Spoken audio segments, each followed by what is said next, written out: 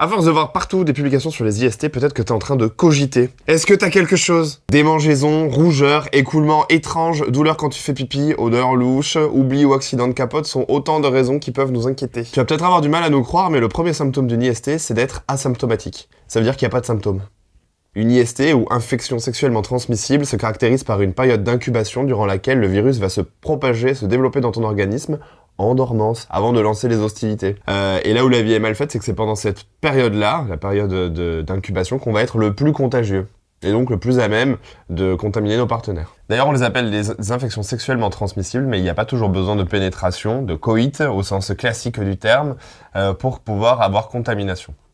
Ainsi, des contacts sexuels prolongés ou pas entre des muqueuses ou des parties du corps ou des objets qui vont aller dans les muqueuses ou sur les muqueuses, autour des muqueuses, peuvent suffire à se transmettre des bactéries ou des virus. C'est ce qu'on appelle la contamination croisée, un petit peu comme en cuisine avec les allergies alimentaires. En gros, des objets qui vont aller toucher une zone contaminante puis en toucher une autre qui est saine vont réussir à transmettre le virus.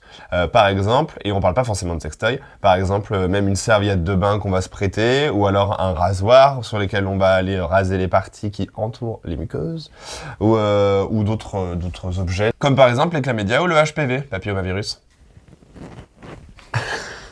Tout ça pour dire que le seul moyen de savoir qu'on a une IST, c'est de se faire dépister. Et en France, on a la chance d'avoir le dépistage gratuit et anonyme à tous et toutes en Cégide, Centre gratuit d'information, dépistage et diagnostic, dans lequel on peut aller pour poser des questions, faire des examens de santé ou même directement se faire traiter les pathologies qu'on aura contractées et qu'on aurait détectées là-bas. C'est cool. Avec un prélèvement sanguin et d'urine, ils peuvent savoir si tu as contracté le VHA, VHB, VHC, donc les hépatites A à C, le VIH, donc le virus immunodéficience humaine qui peut entraîner le sida, et la syphilis ou les chlamydia.